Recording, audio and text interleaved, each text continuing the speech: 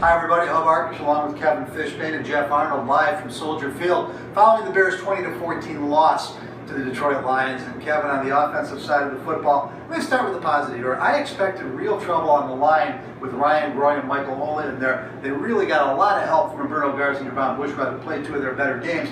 But I thought the offensive line did enough to let Jimmy Clausen compete. I think they did as well. I think you have to credit the tackles and the guards and another new offensive line, starting rotation that we've seen for this team this year after last year was the same for all 16 games.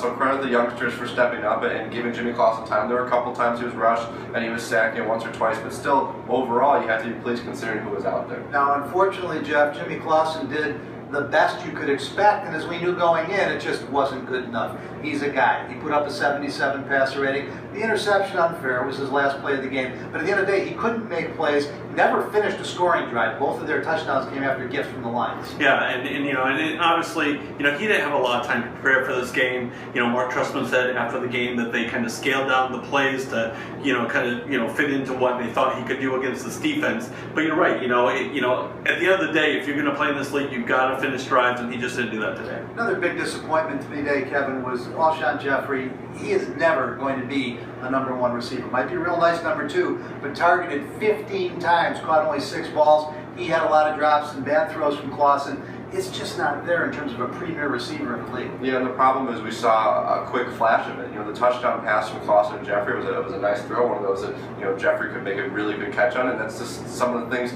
that maybe we were spoiled last year. He made so many highlight reel catches, and this year we just haven't seen enough of it at that kind of rate, and maybe this is who Alshon Jeffrey is because those drops have been killing. And he can be a great weapon paired with a #1. Maybe Marshall bounces back. Disappointed in Marquise Wilson. He's just a guy. There's nothing special there. And Martellus Bennett, the first time all year, Jeff, he wasn't a factor.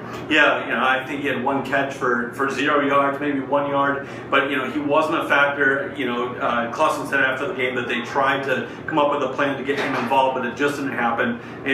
But you're right, for this offense to work without some of the guys, without Marshall, without Jeffrey being in the top form, Bennett's got to be a player in this offense. One other interesting note: Mark Trestman found a way to run the ball 21 times, protected his quarterback pretty much as best he could. It just wasn't enough. The Bears outmatched.